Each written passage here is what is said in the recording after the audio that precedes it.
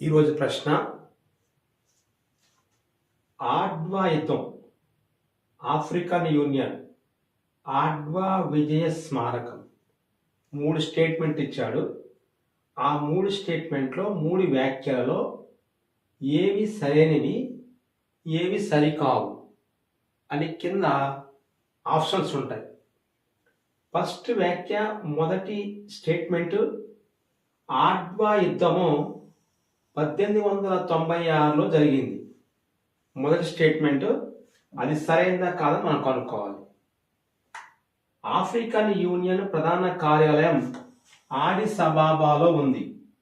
అది కరెక్టా కాదా కనుక్కోవాలి. ఆడ్వా విజయ స్మారకం ఇథియోపియా దేశంలో ఉంది. ఈ వ్యాఖ్య సరైనదా కాదా కనుక్కోవాలి. అలా మొత్తం 3 వ్యాఖ్యలు ఇచ్చిండు.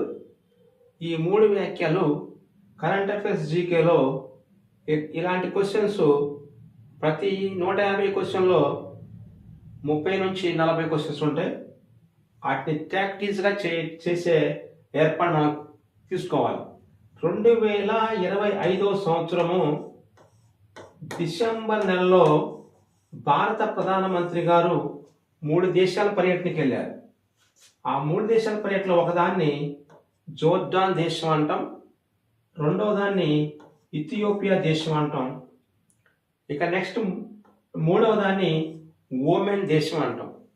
జోర్డాన్, ఇథియోపియా, ఓమెన్ దేశాల పర్యటనకి వెళ్ళినప్పుడు ఈ జోర్డాన్ నుంచి ఇథియోపియాకి వెళ్తారు, ఇథియోపియా నుంచి ఓమెన్కి వెళ్ళారు.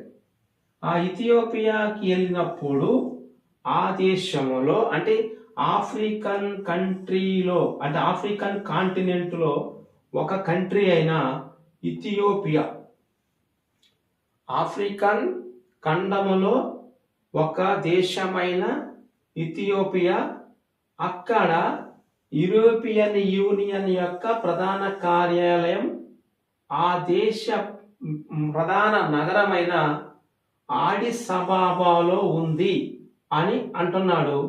ఈ ఆఫ్రికా ఖండములోని అన్ని దేశాలను కలిసి ఒక యూనియన్గా ఏర్పడితే ఆ ఆఫ్రికన్ యూనియన్ 2023 సంవత్సరం G20 సమావేశాల్లో పాల్గొని భారతదేశ అధ్యక్షత జరుగుతున్న ఈ G20లో ఈ ఆఫ్రికన్ యూనియన్లో ఉన్న సభ్యులు మొత్తం దీనిలోని సభ్యత్వం తీసుకున్నాయి.